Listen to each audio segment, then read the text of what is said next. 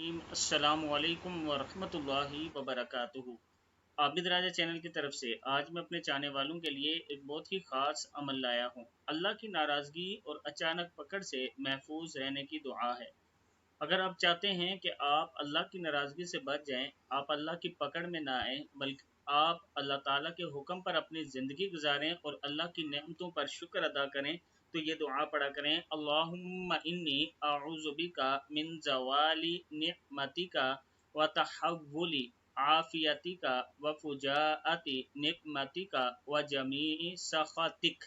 اللہم انی اعوذ بک من زوال نعمتک وتحول عافیتک وفجاءۃ نقمتک وجمیع سخطک۔ صدق اللہ العظیم۔